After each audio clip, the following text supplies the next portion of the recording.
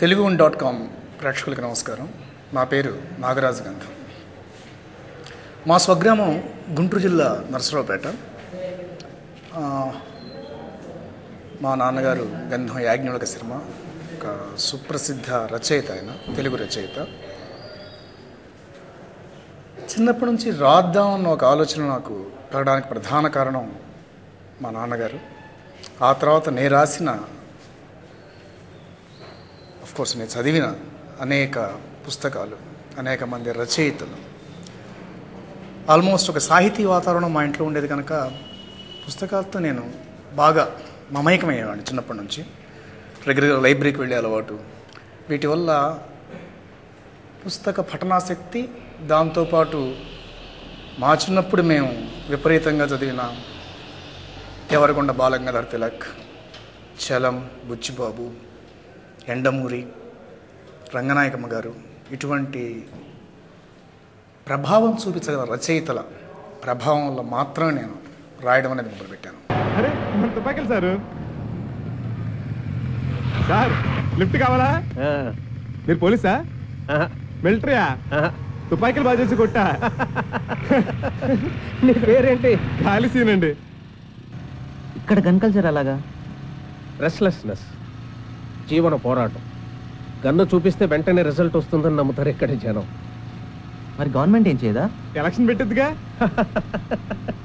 జనం కొన్ని కోట్ల ఓట్లుగా తయారైపోయారు. వాళ్ళని ఇంకోళ్ళు పట్టించుకోవడం కాదు, వాళ్ళని వాళ్లే పట్టించుకోరు. నీ ఒకటి చెప్పనా, ఇక్కడ ఎవరిని నమ్మడు బాసు. అసలు నమ్మకునేదే లేదు. జనాలు రెండు రకాల బాసు. దొబ్బేవాళ్ళు, దొబ్బించుకునే వాళ్ళు. దొబ్బేవాళ్ళు ఎలక్షన్ నిలబడతారు, మరి దొబ్బించుకునే వాళ్ళు ఓట్లు వేసి వాళ్ళు గెలిపిస్తారు. 100 రూపాయలు తీసుకుని ఓటేస్తే వచ్చేవాడు ఊరుకుంటాడా? కోట్లు నొక్కేస్తాడు బాసు. లెక్క బాసు, లెక్క. ప్రతిదానికో లెక్క ఉంటుంది. అక్కడ ఆపేయమ్మా. బాల్యం ఎలా గడిచిందంటే అన్ని బాల్యాలనే గడిచిందండి, చాలా బాగానే గడిచింది. బట్ ఒక్కటి మాత్రం నేను తప్పనిసరిగా చెప్పి తీరాలి. నా చిన్నతనంలో నన్ను బాగా ఇన్స్పైర్ చేసిన టీచరు, నాకు అక్షరాభ్యాసం చేసిన మా పెదనాన్నగారే. ఆయన నా పెదనాన్నగారిని పిలవను నేను, యాక్చువల్గా గురువుగారిని పిలుస్తాను ఇప్పటికి కూడా. గంధం లోకనాథ శర్మ ఆయన పేరు. ఆయన పెట్టిన అక్షర భిక్ష ఇవాళ నాకు నిజంగా అది అక్షయపాత్ర అయింది. నాకు కేవలం ఆయనే ఈ మొత్తానికి కారణం. వాళ్ళ ఇంట్లో ఈ వీక్లీస్ కొనే అలవాటు బాగా ఎక్కువ ఉన్నాయి. ఆంధ్రభూమి ఇటువంటి పుస్తకాలంటే కొంటునేవాడు. అప్పట్లో వాటిలో ధారావాహికంగా వచ్చిన అనేక సీరియల్స్ రెగ్యులర్గా. నాకు అక్కలు లేరండి, వాళ్ళ పిల్లల్ని అక్క అని పిలుస్తుండేవాడిని.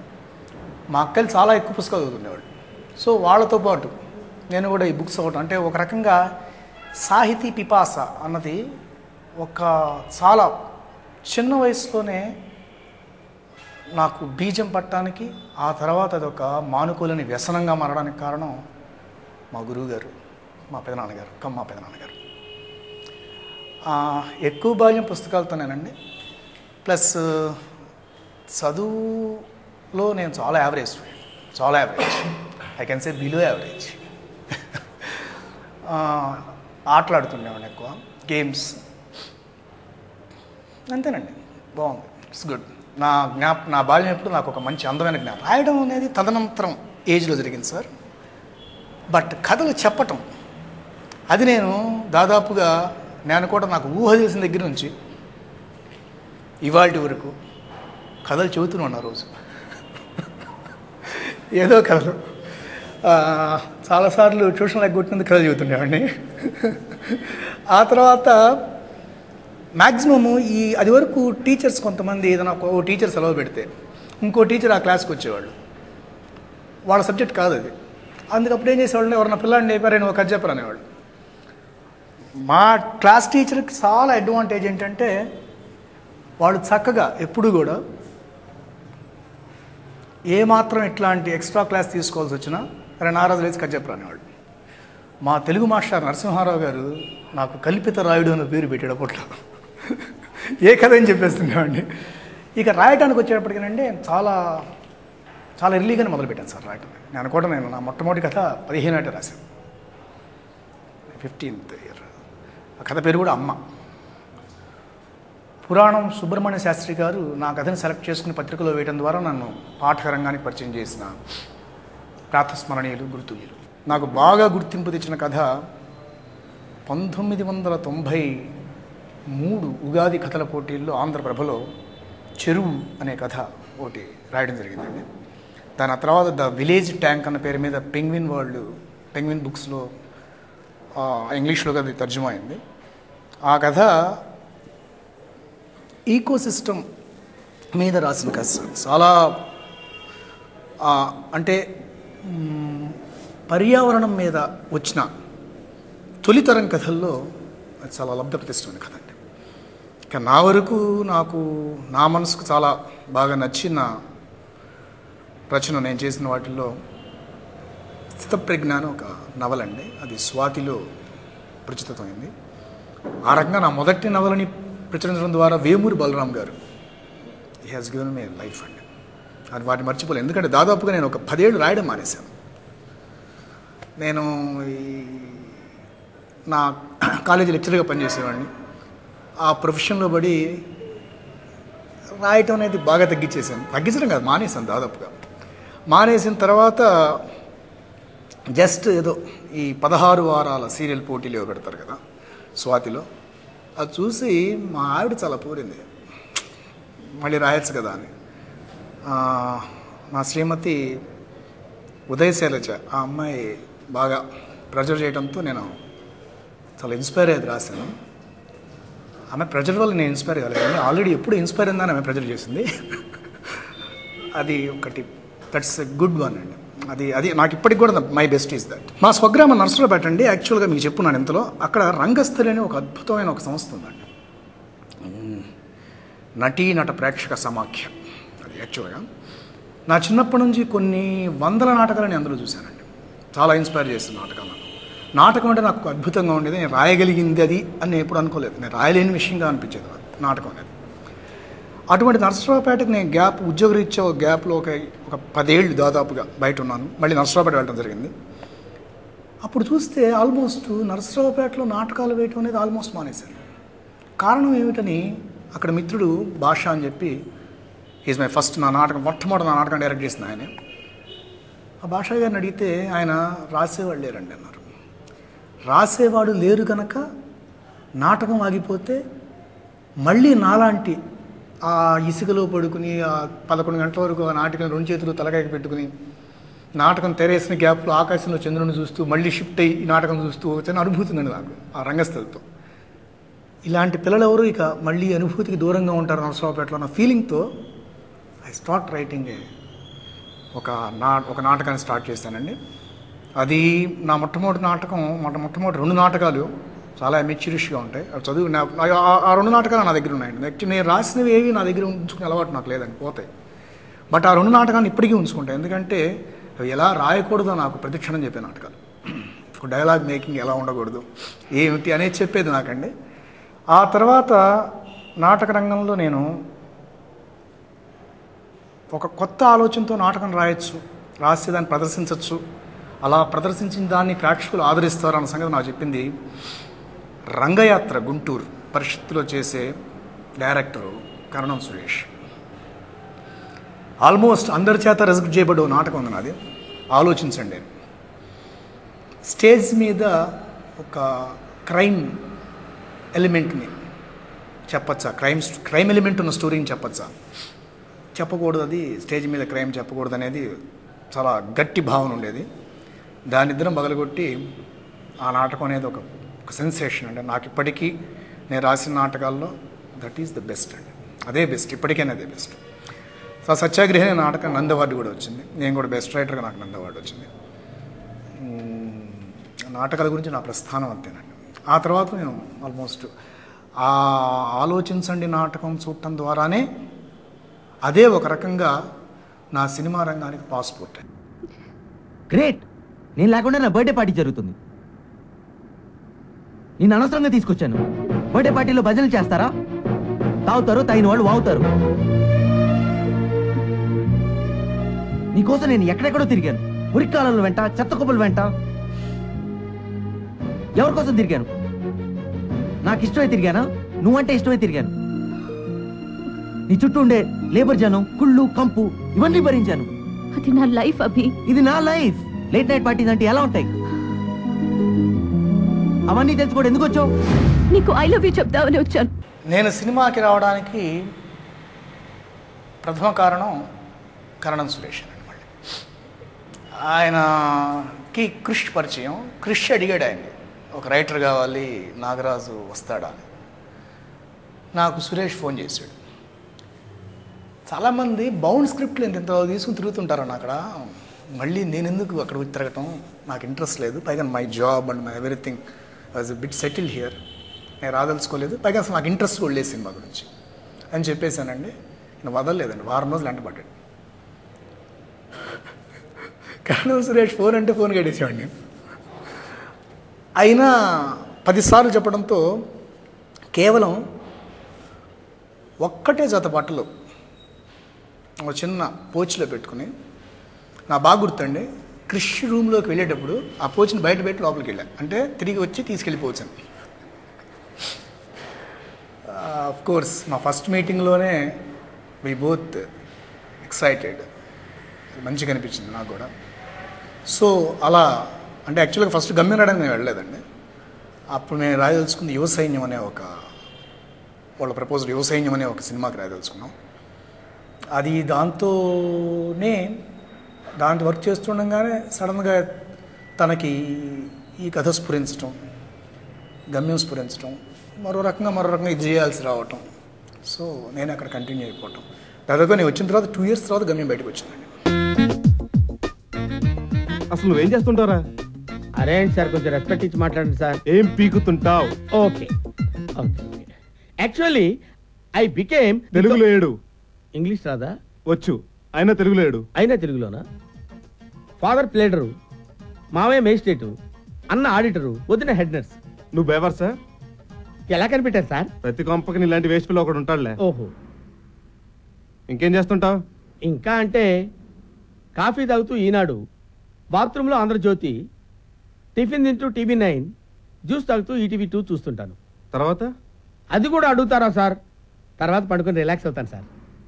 ప్రస్తుతం నేను చేస్తున్న ప్రాజెక్ట్స్లో సొంత ఊరు అనే ప్రాజెక్ట్కి ఒక స్క్రీన్ ప్లే మాత్రం ఇవ్వడం జరిగిందండి. పూర్తి స్క్రీన్ ప్లే కూడా కాదండి, జస్ట్ రచన చిరు సహకారం అనొచ్చు. అంతే, అలాంటిది ఏదో కథా విస్తరణ ఏదో సంథింగ్ లైక్ దట్. ఆ తర్వాత ఇంకోసారి సినిమా, దానికి నేను ఒక కొత్త సంస్థ అండి అది. కళ్యాణ్ పల్లా అని అతను NRI, ఆయన ప్రొడ్యూసరు. ఇంకొక NRI సుమన్ పాతూరి, అతను డైరెక్టర్ అండి. చాలా చాలా చాలా చాలా అద్భుతమైన కథా ట్రీట్మెంట్తో వాళ్ళ దగ్గరికి వచ్చారండి. ఆల్రెడీ ఆ సినిమాకి నేను కొత్తగా మాటలు రాయాల్సింది కూడా ఏం లేదు. అది కంప్లీట్లీ 90% ఫినిష్డ్ స్క్రిప్ట్. అది ఆ 10% కొద్దిగా లిటిల్ ఇంప్రూవ్మెంట్ లాంటిది. ఆ మాటలు పొసగడంలో కొంత లిటిల్ ఇంప్రూవ్మెంట్ లాంటిది నేను చాలా నచ్చి చాలా ఇన్స్పైర్ చేసిన స్క్రిప్ట్ అండి. జనరల్గా ఇంకోళ్ళ కథ మనకు ఎక్కడం కష్టం, సింక్ అవ్వడం కష్టం జనరల్గా. అంటే కథ కూడా ఆ కథతో పాటు చాలా అంటగాగితేనే. ఇప్పుడు కృష్ణ నేను ఉన్నామంటే ఆయన ఒక కథ చెప్తే ఆ కథతో పాటు నేను పయనించి ఆయనతో పాటు మాట్లాడి అట్లా ఒక 2-3 నెలలు ఇద్దరం బాగా కథ గురించి చర్చించుకున్న తర్వాత మాత్రమే అందులో సీన్లు మాటలు బయటకు వస్తాయి. బట్ ఇది అట్లా కాదండి, జస్ట్ వాళ్ళు ఇచ్చిన ట్రీట్మెంట్ ఫైల్ని చదివి ఒక అరగంట అసూయబడి ఎంత బాగా రాశారు వీళ్ళని, అరగంట తర్వాత 5 నిమిషాల్లో చెప్పేశాను నేను రాస్తున్నాను సినిమా. అది చాలా చాలా వెరైటీగా వచ్చేసింది అనమాట. చాలా మంచి సినిమా అవుతుంది.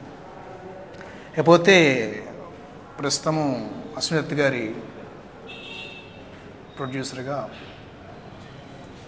కృష్ణం వందే జగద్గురుం, వెంకటేష్ గారు హీరోగా దాని స్క్రిప్ట్ నడుస్తుందండి.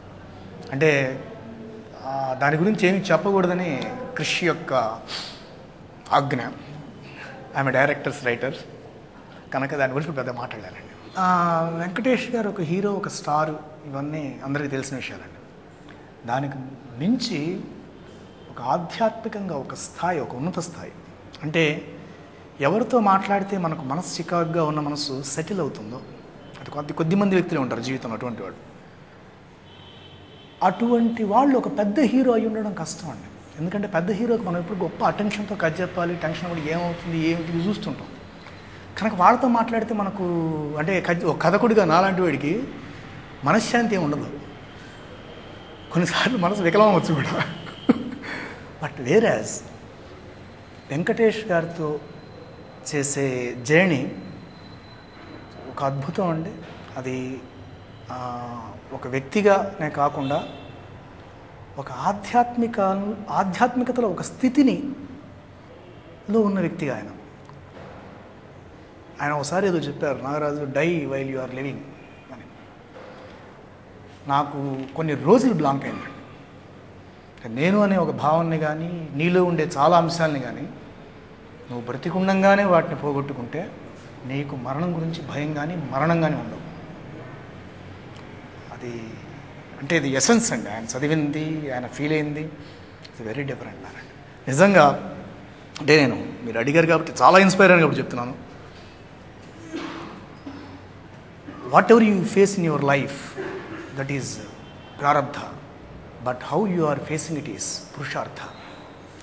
అటువంటి ఆధ్యాత్మిక స్థితి ఉన్న వ్యక్తి ఈ రంగుల ప్రపంచంలో ఈ మేకప్లు వేసుకుని చేయాల్సిన అవసరం లేదండి. కానీ చేయటం ఆయన ప్రారంభం. దాన్ని తామరాకు మీద నీటి బొట్ల ఏ రకమైన కల్మషం అంటకుండా చేస్తున్న ఆయనది పురుషార్థం అండి. So in that way is a great man. I'm very very very lucky అండి టు బీ ఆయన పరిచయ భాగ్యం అంటారు చూడండి. జనరల్గా మనం ఊరికి క్యాజువల్గా వాడుతుంటాం ఆ మాటని. నేను చాలా ఐ మీన్ ఇట్ మాట. పరిచయ భాగ్యం నాకు కలిగింది వారితో.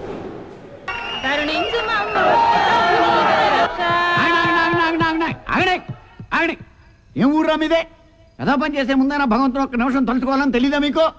భక్తి పక్కనే బూత్ ఉంటుంది, గుడి గోడల మీదే బూత్ బొమ్మలు ఉంటాయి. ఆల్ ఇన్ వన్ హార్మోనియం అప్పారా ముందే అల్లరి చేస్తారా? తాగుబోతు వేదవల్లారా, తిట్టుకోరా, పర్వాలేదు నాకేంటి. చేసాక మూతుంటది కానీ మనిషికి నీతి ఉండదు. మందుకు మత్తు ఉంటది కానీ మత్తుకు మైండ్ ఉండదు. దంపుడు లక్ష్మి గారు నరసరావుపేట రికార్డింగ్ డాన్స్ సూపర్ జిల్ ప్రోగ్రామ్ లో మొదటగా విశ్వవిఖ్యాత నట సార్వభౌమ డాక్టర్ పద్మశ్రీ ఎన్టీ రామారావు నటించిన వేటగాడు చిత్రంలోంచి పుట్టింటోళ్ళు తరిమేశారు. ఈ రాత్రికి ఇక్కడ అయిపోదాం బాసు. తిరునాళ్ళు కూడా సూపర్ ఉంటది.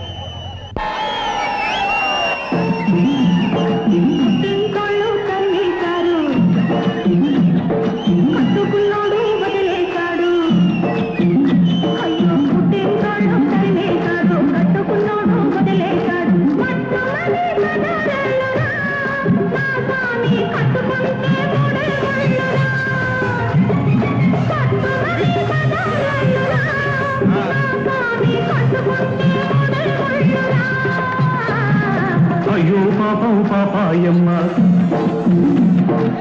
గుర్రంగా బంగారమ్మ. అయ్యో పాపం పాపాయమ్మ గుర్రంగా బంగారమ్మ. పట్టు చూస్తే పాతికేళ్ళులే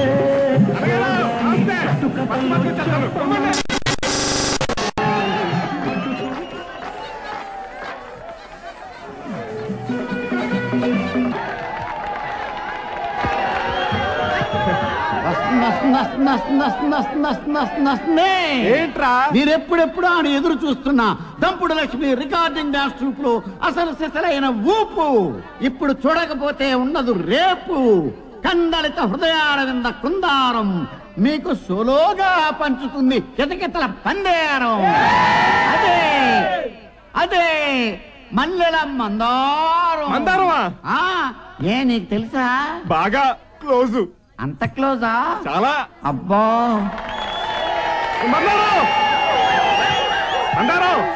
నేను గుర్తున్నానా? వందల్లో వచ్చిపోతుంటారు, ఎవరని గుర్తుపెట్టుకుంటావు? నేనే. నువ్వా సీను? బాగున్నావా? గుర్తున్నానా బాసు? నా కేసు. ఇప్పుడు అమ్మ మాట చిత్రం నుంచి మాయదారి సిన్నోడు మనసే లాగేసిండు.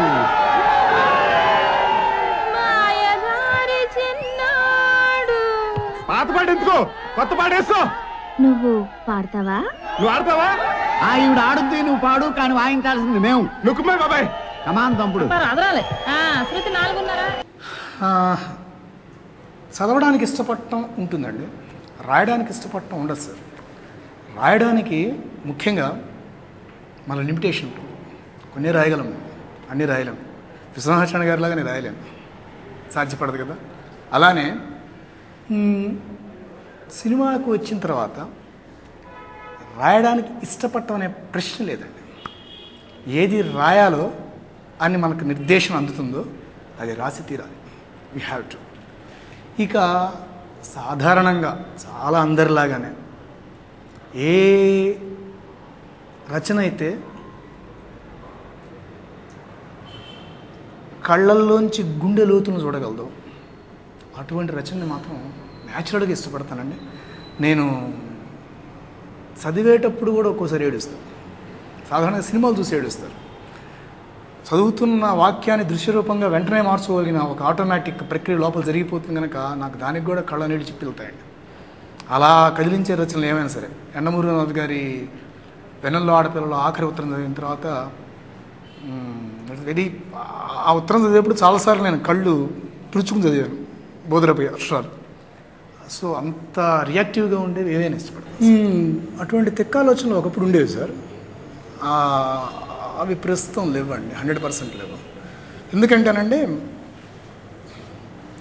సినిమానే నా గోల్ కాదు, ఎప్పుడు కాదు. I never thought. సినిమా నేను చూసేవాడిని. ఇన్ని కన్నీళ్ళ అందుకునేమో బాసు. భూమి మీద 3 అంతులు నీళ్ళు ఉంటాయి. పాపం మందరం అది అలాంటిది కాదు బాసు. ఏదో కడుపు కోసం చేస్తుంది. సీను, నువ్వు నన్ను ప్రేమించావా? ప్రేమ ప్రపంచంలో పరమ బెవర్స్ అంటే అదే బాసు. కానీ సామ్రాజ్యం కత్తి ఫిగర్ ఉండేది బాసు. వెనక నుంచి ఇల్లియాన ముందు త్రిష్ అనుకో, దానికి తగలైన ఇస్తాం. మొదట్లో అది మళ్ళీ పట్టించుకోలేదు. మనం వదులుతామేంటి, మెల్లగా తోమి పెళ్లికి సెట్ చేశాను. వాళ్ళ అమ్మ ఒప్పుకుంది, వాళ్ళ అయ్యి ఒప్పుకున్నాడు, వాళ్ళ అన్న ఆడి పెద్ద పులిహార ఆడు ఒప్పుకున్నాడు, శివరాఖరికి వాళ్ళ అమ్మమ్మ కూడా ఒప్పుకుంది. కానీ మరి ఏమైంది? దాని మొగుడు ఒప్పుకోలేదు boss. Not a joke boss. ఇష్టపడేవాడిని, మంచిళ్ళు మాట్లాడేవాడిని. మేబీ కొంత బెటర్ విశ్లేషణ అంటే మనకన్నా తెలివి తక్కువ వాళ్ళు ఎవరినో 10 మందిని పూజ చేస్తుని వాళ్ళ దగ్గర చెప్తుండేవాడిని. ఆ విశ్లేషణ వాళ్ళే వింటారు కదా. అంతకు మించి సినిమాకి రాయాలని కానీ ఫీల్డ్లోకి వద్దామని కానీ, పైగా ఈ ఫీల్డ్లో ఉన్న కష్టాల మీద నాకు చాలా భయం. చాలా చాలా మధ్యతరగతి మనస్తత్వం నాది. సో సినిమాని నా గోల్ కానప్పుడు సినిమాకి వచ్చిన తర్వాత నా గోల్ అంటూ ఉంటేనండి ఒకటే, 50 రూపాయలు పెట్టి టికెట్ కొన్న ప్రేక్షకుడు బయటకు వస్తూ ఇప్పుడు నేను మాట్లాడటానికి వీలు లేని భాషలో ఆ సినిమా రూపకల్పన చేసిన వాళ్ళని, ఆ రూపశిల్పుల్ని తిడితే ఆ తిట్టు నాకు కూడా తగులుతుంది కనుక. ఎందుకంటే అది రైట్ ఉంది, 50 రూపాయలు ఇచ్చి వచ్చాడు కనుక. అలా తిట్టించుకునే సినిమా ఏది రాయకూడదు అన్నది అదొక్కటే గోల్ అండి. ప్రస్తుతమే కదండి, శాస్త్రంగా అంతే గోల్. నాకేం పెద్ద గోల్స్ అండి. ఇష్టపడే రచనలు, జనరల్గా ఇష్టపడే రచనలు అంటేనండి అది విభాగానికి ఒక రకంగా ఉంటుంది. కథలకి వచ్చేప్పటికీ నేను బాగా ఇష్టపడే కథకులు చాసు, రాజకొండ విశ్వనాథ శాస్త్రి గారు, కాళీపట్నం రామారావు గారు, అలానే కోర్స్ మా నాన్నగారైనా నిజంగా ఇష్టపడతా కాబట్టి చెప్తున్నాను, గంధం యాజ్ఞవల్క్య శర్మ గారు. ఆయన కథలు, వారి కథల్లో ఉండే ఆర్ద్రత, బుచ్చిబాబు. కథా విభాగంలో ఒక కథ రాసిన వాళ్ళు కూడా చాలామంది నేను చాలా ఇష్టంగా చెప్పుకునేవాళ్ళు. ఈవెన్ 1 స్టోరీ రాసిన రైటర్స్ కూడా, అలాంటి వాడిని కూడా. అలా చెప్పాలంటే కొండేపి కృష్ణ అని ఒకే ఒక కథ రాశారు ఆయన. చాలా గొప్ప కథ అండి, చాలా చాలా గొప్ప కథ. అలానే చక్రధర్ చాలా తక్కువ కథలు రాశారు ఆయన. ఇలా there are so many people అండి, చాలామంది ఉన్నారు. పేర్లు అందరి పేర్లు చెప్పలేను బహుశా. ఇక నవల్స్కి వచ్చేప్పటికీ డెఫినెట్గా విశ్వనాథాచార్య గారు, ఆ తర్వాత యండమూరి వీరేంద్రనాథ్, రంగనాయకమ్మ గారు, మల్లాది. ఇంకా చాలామంది ఇదంతా చాలా న్యాచురల్ ఇష్టం అండి, అందరికీ వీళ్ళే ఇష్టం ఉంటారు. They are the stalwarts. Poetry Kondepudi Nirmala garu, ఆవిడ కవిత్వం నాకు చాలా ఇష్టం అండి, చాలా చాలా చాలా చాలా. కోర్స్ దేవరకొండ బాలంగాధర తిలక్, శ్రీశ్రీ, ఆ పేర్లు చెప్పక్కర్లేదు. ఈ మధ్యకాలంలో రాస్తున్న వాళ్ళు అఫ్సర్ అసలు ఎప్పటి నుంచి రాస్తున్నారు అనుకోండి, ఈ మధ్య నేను బాగా చదివాను. వాళ్ళు బాగా గుండె గేలం వేస్తారండి. ఆ గుండె గేలం వాళ్ళ దగ్గర ఉంది. నా దృష్టిలో కవి అంటే వాడానండి. ఇక నాటక రంగానికి వచ్చేటప్పటికి చాలామంది లబ్ధ ప్రతిష్ఠులు, అద్భుతమైన నాటకకర్తలు ఉన్నారండి. గొల్లపూడి మారుతిరావు గారు ఒకరు, నేను చాలా ఇష్టపడతాను ఆయన నాటకాలు. అలానే ఆది విష్ణు చాలా అద్భుతంగా రాశారు. జంజాల గారు రాసిన 1-2 నాటకాలైనా చిన్నప్పుడు వాటిని వేశాను మేము. సినిమాలకు వచ్చేటప్పటికి ఒకప్పుడు ఆత్రేయ చచ్చేంత ఇష్టం, ఇప్పుడు చచ్చినోడు త్రివిక్రమ్ శ్రీనివాస్ గారండి. ఛాయిస్ లేదు. ఈజ్ సినిమా డైలాగ్కి లేకపోతే స్క్రిప్ట్కి వాట్ ఎవర్ ఇట్ ఈస్, ఆయన డైరెక్టర్ కూడా ఒక అద్భుతమైన రిచ్నెస్, రిచ్ ఇచ్చిన నా దృష్టిలో ఒక ట్రెండ్ సెటర్ అండి ఆయన. నేను చాలా చాలా చాలా జాగ్రత్తగా త్రివిక్రమ్ శ్రీనివాస్ గారి సినిమాలు చూడటమే కాదు, నేను రాసేప్పుడు చాలా జాగ్రత్తగా ఉంటా, ఆయన ప్రభావానికి లోను కాకుండా ఉండడానికి. చాలా కష్టం అండి అది. ఆయన ఈ టైంలో రాసేవాళ్ళు చాలామంది అసిస్టెంట్ రైటర్స్, అసిస్టెంట్ డైరెక్టర్స్, లేకపోతే రైటర్స్గా వచ్చేవాళ్ళు కుర్రాళ్ళు, వాళ్ళని చూస్తుంటాను. ఆయన ప్రభావంలోకి వెళ్ళని వాడు ఎవరు లేడండి అసలు. నో, ఈవెన్ కొంత పర్సంటేజ్ నేను కూడా. ఇక నాకు ఎప్పుడు ఆశ్చర్యం కలిగించేవాడు సినిమా ఫీల్డ్లో పరుచూరు బ్రదర్స్ అండి. సారోళ్ళు ఎట్లా ఎంతకాలం ఎట్లా చేయగలరు అసలు?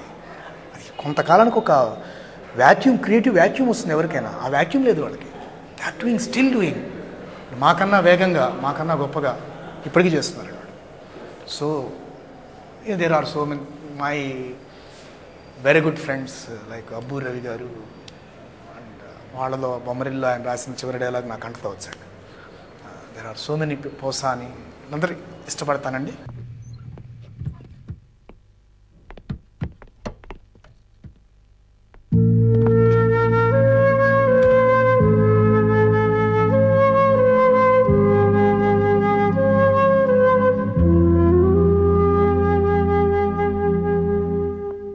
Sir please. ఓకే.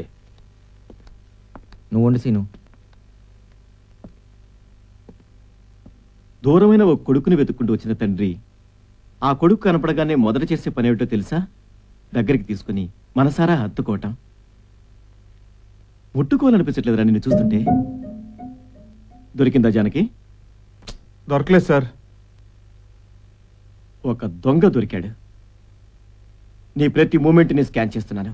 అనుక్షణం నీ సేఫ్టీ గురించి టెన్షన్ పడుతున్నాను. కానీ నువ్వు ఆఫ్టర్ ఆల్ ఒక అమ్మాయి కోసం ఇలాంటి వాళ్ళని వెంటేసుకుని, అవి నీకు టైం విలువ, డబ్బు విలువ తెలియదనుకున్నాను. కానీ నీకు జీవితం ఎంత విలువైందో తెలియదురా.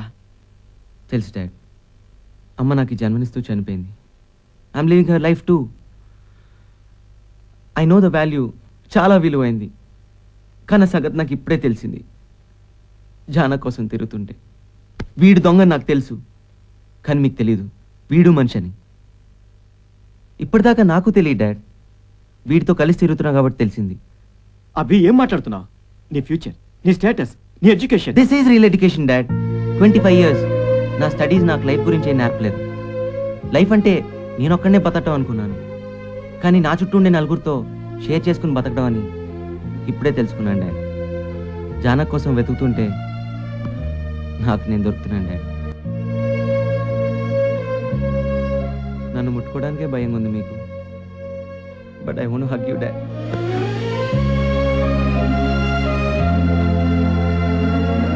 Telugu1.com ప్రేక్షకులకి ఇంత ఓపిక్గా నా ఇంటర్వ్యూ చూసినందుకు, ప్లస్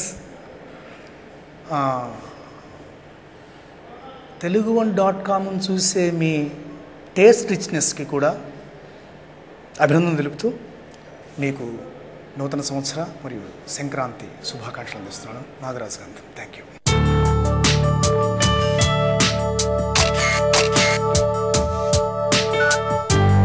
హలో అమ్మా రోజా, నువ్వు తీసిన ఫోటోల్లో ఒకదాన్ని బెస్ట్ ఫోటోగా సెలెక్ట్ చేసి ఫస్ట్ ప్రైజ్ ఇచ్చారు. సార్ అర్జెంట్ గా రమ్మన్నారు. కంగ్రాట్స్ అమ్మా. ఈ టీమ్ సక్సెస్ కి రహస్యం తెలుసుకుందామని 4 గ్రూప్ గా ఫామ్ అయ్యాం. అప్లై చేశాం. టాలెంట్ కి బెస్ట్ ఎక్విప్మెంట్ తోడైంది. అందుకే మంచి ఫోటోలు తీయగలుగుతున్నాం. థ్యాంక్స్ టు రాజీవ్ యువశక్తి వర్గం. రాజీవ్ యువశక్తి, యువతకు నవశక్తి.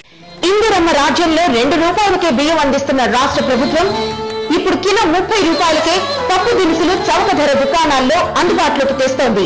కడుపు నిండా భోజనాన్ని అందించడంతో పాటు కమ్మని కూరకు కొదవ లేకుండా చూడాలన్న సంకల్పంతో పేదల పాలిట ఆశా జ్యోతిలా రాష్ట్ర ముఖ్యమంత్రి డాక్టర్ వైఎస్ రాజశేఖర రెడ్డి గారి చేతుల మీదుగా ఈ నెల 14వ తేదీ నుండి దశల వారీగా అమల్లోకి రానుంది ఈ పథకం. అన్నమిస్తున్న పేద ప్రజలకు పప్పు దినుసులు ఇక చౌక ధరకే.